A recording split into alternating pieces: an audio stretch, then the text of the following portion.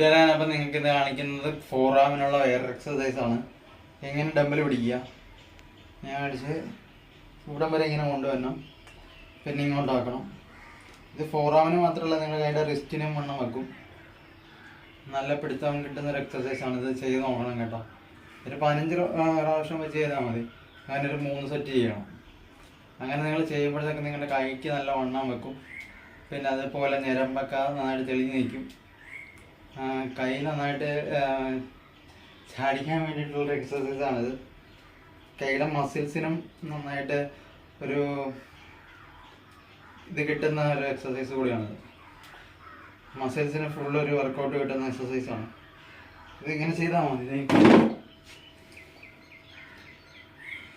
ഇത് ഒരു 15 പ്രാവശ്യം ആദ്യമേ ചെയ്യണം, പിന്നെ ഒരു 15 പ്രാവശ്യം. അത് കഴിഞ്ഞ് അടുത്ത കൈയിലേക്ക് മാറി കൊടുക്കണം. അങ്ങനെ 2 കൈയിലും ഒരേപോലെ ചെയ്താൽ മതി. നിങ്ങളിത് ഈ വർക്കൗട്ട് ചെയ്യാൻ വേണ്ടി ഒന്ന് ശ്രമിച്ച് നോക്കുക കേട്ടോ. നല്ല എക്സസൈസാണിത്.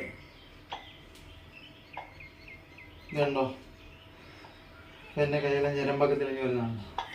ഇതുപോലെ നിങ്ങളുടെ ഞരമ്പെല്ലാം തെളിയും. അതുപോലെ കൈക്ക് നല്ല പവറും കിട്ടും.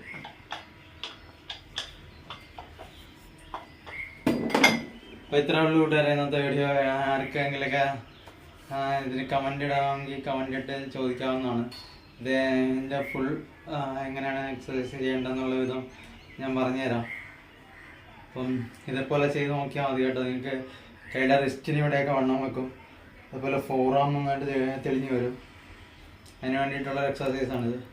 അപ്പോൾ നിങ്ങൾ ചെയ്ത് നോക്കുക. അപ്പോൾ ശരി കൂട്ടുകാരെ, ചേട്ടാ.